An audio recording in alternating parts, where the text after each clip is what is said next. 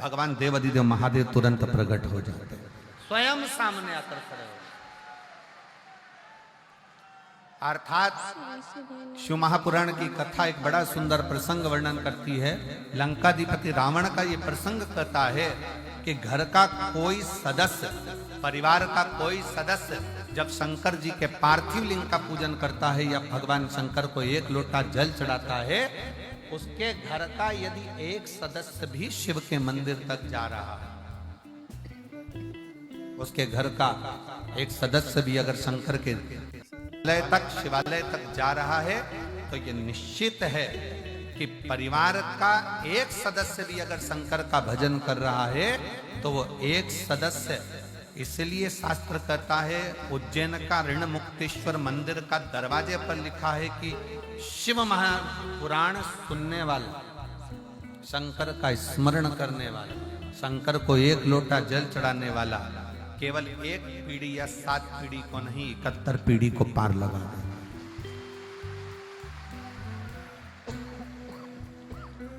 71 पीढ़ी को पार लगा।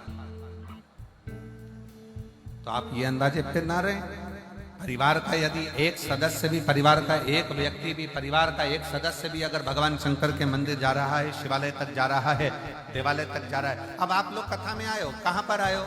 जम के बोलो जरा, कहां पर आए हो? जम के प्रयागराज।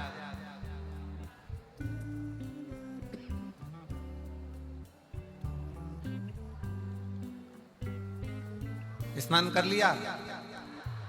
जम के बोलो जरा, हाँ ठीक है। प्रणाम कर लिया? ठीक है।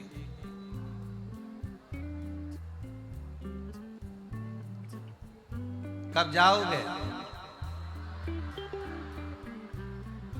16 के बाद। अच्छा ठीक है। अब तुम ईमानदारी से बोलो, कथा सुन रहे हो, प्रणाम कर रहे हो, स्नान कर रहे हो, बैग लेकर आए हो, तुम कितना भी प्रयास कर लेना, प्रयाग की थोड़ी ना थोड़ी रज, थोड़ी ना थोड़ी धूल, थोड़ी ना थोड़ी रज, थोड़ी ना थोड़ी जल तुम्हारे उस कपड़े में लगकर, तुम्हारे बैग में लगकर, तुम्हारे शरीर में लगकर तुम्हारे घर तक जरूर जाए। अब गया, तुम अकेले आए हो, 2 जनी आए हो, 4 जनी आए हो, जिसके घर से तुम्हारे घर से आए, चलकर जब तुम प्रयागराज की भूमि से, जब प्रयागराज की धरा से जब यहां से जाओगे, तुम्हारे गांव में तुम पैदल चलकर जाओगे, तुम्हारे शरीर की रज उस गांव में गिरेगी, तुम्हारे शरीर की रज, तुम्हारे बैग की रज तुम्हारे घर में गिरेगी।